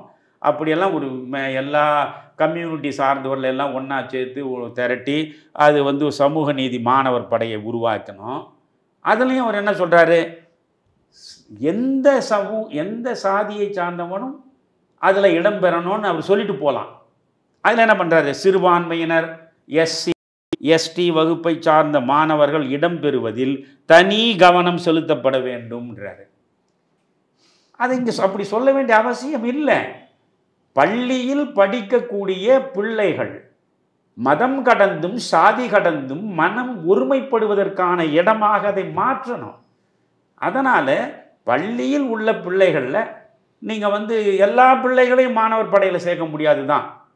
ஆனால் அப்படி சேர்க்கிற பொழுது சிறுபான்மை சமூகத்தில் உள்ளவர்கள், பிறகு எஸ்சியில் இருக்கவங்க, எஸ்டியில் இருக்கிறவங்க எல்லாரையும் சேர்க்கணும் அப்படின்றது புரியுது எனக்கு. ஆனால் எல்லா இடத்திலையுமே இதை வந்து இவர் சொல்லும் பொழுது இவர் வந்து முழுக்க இந்த சிறுபான்மை, இந்த எஸ்சி எஸ்டி என்பது போல இவர் சாய்வு தன்மையோடு தான் பேசுகிறாரு அப்படின்னு நினைக்கிற ஒரு சூழலை இவரே உருவாக்கிடுறாரு. ஆனால் என்னுடைய கவலை என்னென்னா, இதை அவரால் தவிர்க்க முடியாது. இப்போ நீங்கள் வந்து சிறுபான்மை பிள்ளைகளுடைய நலனை கவனத்தில் வச்சுக்கணும். எஸ்சி எஸ்டி தானே மோசமாக பாதிக்கப்பட்டிருக்கான், அவனையும் நலனை கவனத்தை வச்சுக்கணும். ஆனால் இவர்களையெல்லாம் ஒன்றிணைத்து சமூக அநீதிகளுக்கு எதிராக செயற்படுகிறார் போல ஒரு மாணவர் படையை உருவாக்குறதுன்றது அதுக்கான வாய்ப்பே கிடையாது. அப்படியெல்லாம் ஒன்றை உருவாக்கிட முடியாது. அது அவர் சொல்லியிருக்காரு. அதில் வேறு சீருடை கொடுக்கணும்னு சொல்கிறாரு. அந்த இப்போ ஒரு பள்ளிக்கூடத்திலேயே இந்த மாணவர்கள்லாம் இவங்க சமூக நீதி படை அப்படின்னு சொல்கிறதுன்றது இது பெரியார் படை மாதிரி இருக்கும். புரியுதுங்களா? அது வந்து அது தேவையில்லாத சிக்கல்களை உருவாக்கும். அது சரியில்லை. அப்புறம் வந்து இது ரொம்ப நல்லா ஒன்று சொல்லியிருக்கார்.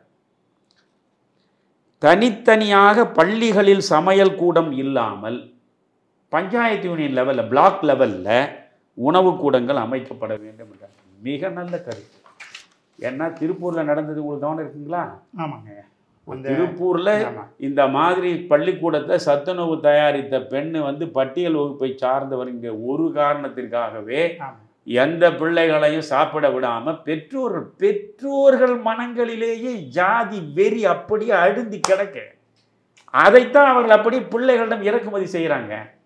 நீங்கள் பிள்ளைகளை சீர்திருத்துவது பின்னால் பெற்றோர்களை சீர்திருத்துவதற்கு தான் நம்ம எல்லா முயற்சியும் மேற்கொள்ளணும். அதனால் இதை வந்து நீங்கள் ஒரு குறிப்பிட்ட தாழ்த்தப்பட்ட வகுப்பை சார்ந்த பட்டியல் வகுப்பை சார்ந்தவங்க தான் சமைச்சாங்க, அதனால் நாங்கள்லாம் கை வச்சு சாப்பிட மாட்டோம், என் பிள்ளைங்க சாப்பிடாதுங்கன்னு நீங்கள் சொல்லி அது ஒரு பெரிய பிரச்சனையே ஆனது. தெரியுங்களா? அது வழக்கு மன்றத்துலையும் இருக்குது. அதனால் நான் என்ன சொல்கிறேன், ஒரு பிளாக்கில் பொது இடத்துல நான்லாம் படிக்கிற பொழுது நான் 5ஆம் வகுப்பு வந்து மிடில் ஸ்கூல் கார்ப்பரேஷன் ஸ்கூலில் தான் படித்தேன் நான் பெரம்பூரில். அப்போ வந்து உங்களுக்கு சாப்பாடு வந்து பொது இடத்துல செய்து மிட் டே மீல் ஸ்கீம் இருந்தது இல்லையா, மதிய உணவு. எல்லாரும் பெரிய பெரிய இதுவில் கொண்டு வந்து இறக்கிட்டு போவாங்க. அதை தான் எடுத்து கொடுப்பாங்க. அந்தந்த பள்ளிக்கூடத்தில் சமைக்கிறதுன்றது கிடையாது. இப்போ அந்தந்த பள்ளிக்கூடத்தில் சமைக்கிறதுனால தானே எந்த ஜாதி யார் என்னன்றதெல்லாம் உங்களுக்கு பிரச்சனை. அதனால் இந்த ஜாதியே தெரியக்கூடாது என்கிற நிலையில் யார் வேண்டுமானாலும் சமைக்கலாம். புரியுதுங்களா? பட்டியல் வகுப்பை சார்ந்தவர்களை சமைக்க வைக்கணும், அவர்கள் சமைக்கணும். அதை சமைக்கிறத மற்ற ஜாதிக்காரர் சாப்பிடணும். அப்படி இல்லைன்னா எந்த சமூக நீதி வர்றதுக்கு வாய்ப்பே கிடையாது இல்லையா? அதனால் இதை வந்து ரொம்ப அழகாக அவர் சொல்லியிருக்கார், எனக்கு ரொம்ப பிடிச்சிருக்கு. அப்புறம் கல்வி நிறுவனத்தின் பெயரில் எந்த ஜாதி பெயரையும் சேர்க்கக்கூடாது என்று நடைமுறையில் உள்ள தமிழ்நாடு சொசைட்டி ஆக்ட் இருக்கு பாருங்கள், ரிஜிஸ்ட்ரேஷன் ஆக்டு, அது திருத்தி அமைக்கணும்னு சொல்கிறாரு. மாதிரி நிறைய விஷயங்கள் எல்லாமே சரிதான். என்ன முக்கியமாக இந்த லாங் டேர்ம் கோல்ஸ்னு சொல்கிறார் பாருங்கள், இது ஏற்கனவே நாம் காங்கிரஸ் ஆட்சியில் ஓரளவு பரீட்சைத்து பார்த்து அதுலேருந்து விடுபட்டது தான். என்ன சொல்கிறாரு, உள்ளாட்சி அமைப்புகள் ஆரம்ப கல்வி நிலையங்கள் மீது முழுமையான கட்டுப்பாடுகளை கொண்டிருக்க வேண்டும் என்றார். அதாவது அதிகார பரவல் என்பது முக்கியம். அதிகார பரவல் என்கிற பொழுது உள்ளாட்சி அமைப்புகளுக்கு மிக அதிகமான அதிகாரங்கள் கிடைக்க வேண்டும் என்பது முக்கியம்.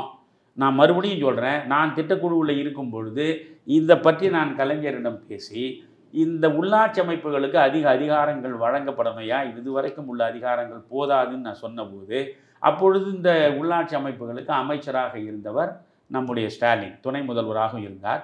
சரி, அவர் தலைமையிலேயே நம்ம குழு போட்டு இது நீங்கள் பண்ணுங்கன்னாரு. அப்போது வந்து துணை முதல்வராக இருந்த ஸ்டாலின், இப்போ இருக்க மாண்புமிகு முதல்வர் அவர், நான் திட்டக்குழுவின் சார்பாக உறுப்பினர் இருந்த நான், காந்தி கிராமிய பல்கலைக்கழகத்தினுடைய பேராசிரியர் அந்த பழனித்துறை, அப்புறம் அவருடைய உள்ளாட்சித்துறையில் அவருக்கு கீழே இருந்த செயலாளர் அசோக் வர்தன் ஷெட்டி, அற்புதமான ஒரு ஐஏஎஸ் அதிகாரி. இவங்கெல்லாம் உட்கார்ந்து 2 நாட்கள் காலை முதல் மாலை வரை ஒவ்வொரு துறை வாரியாக வரவழைச்சி அதிக அதிகாரங்கள் பஞ்சாயத்துகளுக்கு வழங்கப்பட வேண்டும், என்னென்ன அதிகாரங்கள்னு பட்டியல் போட்டு ஒரு அறிக்கையை கலைஞரிடம் நம்ம சமர்ப்பித்தோம். அப்புறம் அந்த அறிக்கையை வழக்கப்படி குப்பைக்கு போயிருக்கோம், அது வேறு கதை. ஆனால் இப்போ நான் என்ன சொல்கிறேன், இது வந்து உள்ளாட்சி அமைப்புகளுக்கு வந்து அதிகாரங்கள் அதிகமாக தேவை தான். இப்போ இந்த ஆரம்ப கல்வி நிலையங்கள் மீது முழுமையான கட்டுப்பாடு உள்ளாட்சி அமைப்புகளுக்கு வேணும். அதுவும் பள்ளிகள் உருவாக்குறது, பதவி நியமனங்கள், போஸ்டிங்கு, அப்புறம் பதவி விலகுதல், இது மாதிரி எல்லாவற்றிலும் panchayat union, block level administration முழுமையான கட்டுப்பாட்டை வைத்திருக்க வேண்டும்ன்றான். நல்லது தான். ஆனால் அந்த பஞ்சாயத்து யூனியனில் வந்து உட்காரக்கூடியவர்கள் எப்படிப்பட்டவனாக இருப்பான்? இதெல்லாம் வந்து பழைய வரலாறுலாம் சொன்னால் கேட்குறவனுக்கு மனசு கசப்பாக இருக்கும். முன்ன கார்பரேஷனில் இருந்த பொழுதே கவுன்சிலருங்க வந்து ஆரம்ப பள்ளிக்கூடங்களில், மாநகராட்சி பள்ளிக்கூடங்களில், ஆசிரியை நியமனங்களில் நடத்தின திருவிளையாடல்கள் எல்லாம் அன்றைக்கு மிக கேவலமான முறையில் அவர்கள் நடந்து கொண்ட விதமெல்லாம் பேசப்பட்டதே. அதெல்லாம் இன்றைக்கு ஒரு 25-30 வயசு பையனுக்கு ஒன்றுமே தெரியாது. அதனால் இதில் வந்து நல்ல விஷயம்தான். அவர்களுக்கு அதிகமான அதிகாரங்கள் கிடைப்பதும் கல்வியை நேரடி பார்வையில் உள்ளாட்சி அமைப்புகளிடம் கொண்டு போய் சேர்ப்பது என்பது மிக மிக முக்கியமானது தான். ஆனால் இப்போ இருக்கிற உள்ளாட்சி அமைப்புகள் எப்படி? இவன் தான் சாதாரணமாக உள்ளாட்சி அமைப்புக்கு கோடிக்கணக்கில் செலவழிச்சிட்டு வந்து உட்கார்றானே. காந்தி சொன்னார், உள்ளாட்சி அமைப்புகளுக்கு வந்து நீங்கள் வந்து கட்சி ரீதியாகவே தேர்தல் இருக்கக்கூடாதுன்னாரு. இப்போ நீங்கள் என்ன பண்ணுறீங்க? ஊராட்சி இந்த பஞ்சாயத்து மட்டும்தான் கட்சி இல்லை, மற்ற எல்லாவற்றுக்குமே உள்ளாட்சி அமைப்புகளுக்கு நீங்கள் கட்சி லேபிளில் தான் நிற்கிறாங்க. அப்படி நிற்கிறவன் கோடி கோடியாக கொட்டுறான். காரணம் என்னென்னா, பஞ்சாயத்து ராஜ் ஆக்ட் ராஜீவ்காந்தி கொண்டு வந்த பிறகு நீங்கள் வந்து நிதி பங்கீடு அவர்களுக்கு அதிகமாக வருகிறது. நிதி பங்கீடு அதிகமாக வருகிற பொழுது ஊழலுக்கும் நிறைய வாய்ப்பு இருக்குது, நிறைய தவறுகள் நடக்கிறது. இவர்களிடமே பள்ளியை நிர்வகிப்பது, ஆசிரியர்களை நியமிப்பது, சரியற்ற ஆசிரியர்களை வீட்டுக்கு அனுப்புவது என்று எல்லா அதிகாரத்தையும் கொடுத்தோம்னா எங்கே போய் முடியும் என்பது ரொம்ப பயமாக இருக்குது. அதை நம்ம யோசித்து பார்க்கணும். சொல்கிற விஷயம் சரியானது, ஆனால் இதை ஏற்று நடத்துவதற்கு தகுதி வாய்ந்த மனிதர்கள் வந்து சேராத வரையில் இது நடைமுறைப்படுத்துவதில் நிறைய ஆபத்து தான் இருக்கிறது என்பது என்னுடைய அபிப்பிராயம். இவ்வளவு விரிவாக நான் நினைக்கிறேன் தமிழ்நாட்டில் சந்திரனுடைய அறிக்கையை பற்றி இவ்வளவு விரிவாகவும் விளக்கமாகவும் எந்த ஊடகத்திலும் யாரும் சொல்லி இருக்க மாட்டார்கள்னு நான் நினைக்கிறேன். இது வந்து திமுக அரசின் மீது நமக்கு கடுமையான கோபம் உண்டு. இந்த ஆட்சி மிக மோசமான ஆட்சி என்பதில் தமிழறிவு மணியனுக்கு 2 கருத்தே கிடையாது. இது மிக மோசமான ஆட்சி. இந்த திமுக என்பது மிக மோசமான மனிதர்களை கொண்ட கட்சி, அது வேற. நீதியரசர் சந்திருவுக்கு ஒரு பொறுப்பை அவர்கள் கொடுத்தாங்க. அந்த பொறுப்பை அவர் தன் போக்கில் சிந்தித்து அதை முடிந்த வரையில் சிறப்பாக நிறைவேற்றி இருக்கிறார். அவர் ஒரு உண்மையான நீதியரசராக இருக்கிறார். ஒரு நீதியரசராக இருந்த காலத்தில் எப்படி நடுநிலைத்தன்மையோடு ஒருவர் இருக்க வேண்டுமோ அதிலிருந்து விடுபட்டு வெளியே வந்த பிறகும் கட்சி அரசியலில் ஒருபோதும் அவர் கலக்கக்கூடாது, கருத்துக்களை கூறக்கூடாது. அதில் மிக கவனமாக இருக்கக்கூடியவர் தான் சந்துரு. அவர் வந்து கட்சி அரசியலில் கலக்கவில்லை, எந்த கட்சிக்கும் தன்னை ஒப்பு கொடுக்கவில்லை. அவர் வந்து மார்க்சிய சிந்தனைகளுக்கு தன்னுடைய இளம் பருவத்திலிருந்து இடம் கொடுத்தவர். ஒரு மார்க்சியவாதி. அந்த மார்க்சியவாதியாகவும் ஒரு பெரியாரிஸ்டுகளுக்கும் மார்க்சிஸ்டுகளுக்கும் சில அடிப்படை ஒற்றுமைகள் உண்டு சித்தாந்த ரீதியாகவே. அதனால் அந்த பார்வையோடு அவர் பேசுகிறார் என்பதனாலேயே அவரை நாம் குறை சொல்லக்கூடாது. என்னை பொறுத்தவரையில் அவர் ஒரு அற்புதமான மனிதர். இந்த யுகத்தில் இன்றைக்கு நீதித்துறையும் கெட்டு தான் கிடக்கு. இந்த இடத்துல அவர் அவ்வளோ எளிமையாக இருப்பது, இன்றைக்கி நீங்கள் போனீங்கன்னா அவர் எளிமையான ஒரு வீட்டில் தான் இருக்கார். ஒரு பெரிய வசதி வாய்ப்புகளை அவர் தேடிக்கொள்ளவும் இல்லை. அவர் ஓய்வு பெற்ற பிறகும் கூட அவர் வந்து சாதாரண மனிதன்.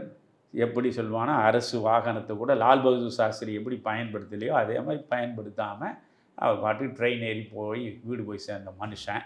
அதனால் அவர் வந்து சலுகைகளை எதிர்பார்த்தோ இந்த ஆட்சி அதிகாரத்தின் மூலமாக நமக்கு ஏதாவது நன்மைகள் கிடைக்கும் என்றோ, அல்லது வில்சன் மாதிரி மனிதர்கள் வழக்குகளை தொடுப்பதன் மூலமாகவே ஒரு ராஜ்யசபாவுக்கு போகிறது, இளங்கோ மாதிரி மனிதர் ராஜ்யசபாவுக்கு போகிறது, இவங்க நோக்கமே ஒரு எப்படியோ ஒரு ராஜ்யசபாவுக்கு போனோம், இப்போ பீரியட் முடிய போகுது, இன்னொரு முறை ராஜ்யசபாவுக்கு அடுத்த டேர்ம் நம்ம இருக்கணும், அதுக்கு நம்ம என்ன செய்யலாம், இப்படியெல்லாம் யோசிக்கக்கூடியவர்களுக்கு நடுவில் ஒரு தனித்துவத்தோடு இருக்கக்கூடிய மனிதர் தான் நீதியரசர் சந்துரு. அதனால தான் அவருடைய அறிக்கையை திமுக அரசிடம் அளிக்கப்பட்ட அறிக்கை, அதனால் இதை புறந்தள்ள வேண்டும், இதை தள்ளிவிட வேண்டும் என்று நான் நினைக்காம, என்றால் இதை வழங்கிய மனிதரை நான் அறிவேன். அவருடைய நேர்மையை நான் அறிவேன். அதனால் இந்த அறிக்கையை முழுவதுமாக நான் படித்து முடித்தேன்.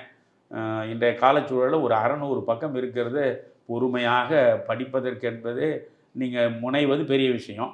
எல்லாவற்றையும் படித்து முடித்து அதிலிருந்து குறிப்புகளை எல்லாம் ஒழுங்காக எடுத்து இவற்றையெல்லாம் முறையாக மக்கள் முன் கொண்டு வந்து சேர்க்கணும்னு நினச்சி சேர்த்துருக்கேன். இதில் பல பரிந்துரைகளை ஏற்று அரசு நடக்குமானால் நிச்சயமாக அந்த சாதிய செல்வாக்கிலிருந்து, சாதிய பேதங்களிலிருந்து, சாதிய வன்முறைகளிலிருந்து மாணவர்களை காப்பாற்றுவதற்கான வழிவகைகள் இந்த அறிக்கையில் இருக்கிறது என்பதை நான் மகிழ்ச்சியோடு சொல்கிறேன். மிக விளக்கமாக தெளிவாக நீதிபதி சந்துரு அவர்களுடைய அறிக்கையில் இந்த சாதக பாதங்களை எல்லாம் தெரிவித்திருக்கிறீர்கள். எனக்கு இறுதியாக ஒரே ஒரு கேள்வி ஐயா, நீங்கள் மாணவ பருவத்தில் கூட சாதி தெரியல. என்னுடைய பள்ளி பருவத்தில் கூட நான் பள்ளிகளில் சாதியை பார்க்கல. இது எங்கே தடம் புரண்டு இப்படி ஒரு மோசமான சூழ்நிலைக்கு போயிருக்கீங்க? அரசியல் தான் காரணம். நீங்கள் நான் சொன்னால் மற்றவர்களுக்கெல்லாம் மனக்கசப்பாக இருக்கும். என்னை பொறுத்த நான் என்ன சொல்கிறேன், அரசியல் முதல்ல சுத்தப்படுத்தப்பட வேண்டும். காலையில் நான் கண் விழித்து பல் துலக்குவதற்கு பயன்படுத்துகிற அந்த பேஸ்ட்டு, இந்த ப்ரஷ்ஷு, அதிலிருந்து இரவு படுப்பதற்காக நான் விரிக்கிற படுக்கை வரைக்கும் ஒவ்வொன்றின் மீதும் விலையை வைப்பதும் விதியை நிர்ணயிப்பதும் என் வாழ்வை திசை மாற்றுவதும் அரசியல் தான். புரியுதுங்களா? அப்போ அதனால் தான் நான் சொல்கிறேன், எல்லா அமைப்புகளும் சீர்பட வேண்டும் என்றால் அரசியல் முதலில் சீர்பட வேண்டும். அதுக்காகத்தான் சுப்பிரமணிய ராஜு என்கிற ஒரு கவிஞன், இளங்கவிஞன், பாவம் ஸ்கூட்டர் விபத்தில் ரொம்ப இளமையிலேயே இறந்து போன மனுஷன், அற்புதமான கவிதை அது. வாயிலே அழுக்கென்று நீர் எடுத்து கொப்புளித்தேன், கொப்புளிக்க கொப்புளிக்க வாயும் ஓயாமல் அழுக்கும் போகாமல் உற்று பார்க்கிறேன் நீரே அழுக்கு. அற்புதமான, நீங்கள் 300 நாட்கள் விளக்கம் கொடுத்தாலும் இந்த அரசியல் அசிங்கங்களை இவ்வளோ அழகாக சொல்ல முடியாது. வாயில் அழுக்கு இருக்குது, இந்த அழுக்கை அகற்றணும். நீரினுடைய தன்மை என்ன? அழுக்கை அகற்றும் தன்மை நீருக்கு உண்டு. அதனால் வாயிலே அழுக்கென்று நீர் எடுத்து கொப்புளித்தேன், கொப்புளிச்சிக்கினே இருக்கேன், ஆனால் அழுக்கு மட்டும் போகவே இல்லை. கொப்புளிக்க கொப்புளிக்க அழுக்கும் போகாமல் வாயும் ஓயாமல் உற்று பார்க்கிறேன் நீரே அழுக்கு. வாயில் உள்ள அழுக்கை அகற்றுவதற்கு எந்த நீரை பயன்படுத்தினேனோ அந்த நீரே அழுக்கு. அப்படின்னா என்ன அர்த்தம்? சமூகத்தின் சகல தளங்களிலும் உள்ள அழுக்கை அகற்ற வேண்டும் என்றால் அதற்கான இடம்தான் அரசியல். அந்த அரசியலே அழுக்கேறி கிடக்கிற பொழுது எல்லா தளங்களிலும் அழுக்கு தான் படர்ந்திருக்கும். இன்றைய அரசியலை அசிங்கமான இழிதொழிலாக மாற்றிவிட்டவர்கள் தான் எல்லா கட்சிகளிலும் நிரம்பி இருக்கிறார்கள். அரசியலை ஒரு பொதுநலன் சார்ந்த வேள்வியாக நினைக்கக்கூடிய மனிதர்கள் எல்லா கட்சிகளிலும் குறைந்து விட்டார்கள். அரசியல் என்பது மக்கள் நலனுக்காக வகுக்கப்பட்ட ஒரு அமைப்பு. எனவே மக்கள் நலனுக்காக நம்முடைய நேரத்தை, நம்முடைய வியர்வையை, நம்முடைய பணத்தை நாம் ஒதுக்கி செலவழித்து அவர்களை மேன்மைப்படுத்த வேண்டும் என்று சிந்திக்கக்கூடிய சிந்தனைக்கு பெயர் தான் காந்தியம். அந்த காந்திய சிந்தனை என்பது என்ன? தனி வாழ்வில் தூய்மை, பொது வாழ்வில் நேர்மை, வார்த்தைகளில் வாய்மை. 3 சூத்திரம் அழகாக சொல்லிட்டு போனார். எத்தனை அரசியல்வாதிகள் தனி வாழ்வில் நேர்மையாக இருக்காங்க, பொது வாழ்வில் தூய்மையாக இருக்காங்க, வார்த்தைகளில் வாய்மையாக இருக்காங்க? இவை அனைத்துமே இன்று கெட்டு கிடக்கிறது என்றால் எல்லாவற்றுக்கும் காரணம் இழிந்த தொழிலாக அரசியலை மாற்றியவர்கள் எல்லா கட்சிகளையும் ஆக்கிரமித்து கொண்டிருக்கிற நிலையில் இவர்களில் சிலர் தானே ஆட்சிக்கு வர முடிகிறது, இவர்களில் சிலர் தானே அமைச்சர்களாக முடிகிறது. எனவே இவர்களின் மூலமாக என்ன பெரிய மாற்றத்தை உங்களால் உருவாக்க முடியும்? அதனால் நீதியரசர் சந்துரு அறிக்கை கொடுத்தாலும் சரி, இந்த அறிக்கையை படித்து பார்ப்பார்கள். இதில் நம்ம வாக்கு வங்கிக்கு ஏதாவது சாதகமாக 1-2 இருக்கா, வேணுமானால் அது பயன்படுத்தி பார்க்கலாம். இல்லை என்றால் தூக்கி குப்பை கூடையில் போடுவாங்க. எத்தனை அறிக்கைகள் எவ்வளவு முறை அரசு எத்தனை ஒரு நபர் குழுவை நியமித்து அவர்கள் அறிக்கை கொடுத்து அந்த அறிக்கையெல்லாம் என்ன கதியாகிருக்கு? அந்த கதி இந்த சந்துரு அறிக்கைக்கும் வந்துவிடக்கூடாது என்பது தான் என் கவலை. ரொம்ப நன்றிங்க ஐயா, மிக அருமையான விளக்கங்கள். இந்த மண் பயனுற வேண்டும் என்ற உங்களுடைய ஆதங்கம் புரிகிறது. நல்லதே நடக்கும் என்று நம்புவோம் ஐயா. ரொம்ப மகிழ்ச்சி குமரையா. ஏனென்றால் மிக மிக முக்கியமான ஒரு பிரச்சனையை மையமாக வைத்து நீங்கள் நீதியரசர் சந்துரு அறிக்கையை அவசியம் நீங்கள் படிக்க வேண்டும் ஐயா. நீங்கள் படித்து முடித்த பிறகு அது குறித்து கேள்விகளை நான் கேட்பேன். நீங்கள் போதிய விளக்கங்களை தந்தால் நல்லது என்று நீங்கள் சொன்னீர்கள். உங்களால் தான் நான் அதை படித்தேன். நீங்கள் சொன்னதுனால தான் இந்த அறிக்கை முழுவதையுமே படித்தேன். அந்த ஒன்றுக்காகவே உங்களுக்கு நான் தனிப்பட்ட முறையில் என் நன்றியை நான் செலுத்துகிறேன். வணக்கம். மகிழ்ச்சி. நன்றி. மீண்டும் ஒரு நிகழ்ச்சியில் நாம் இன்னும் சில கேள்விகளோட ஐயாவை சந்திப்போம். நன்றி.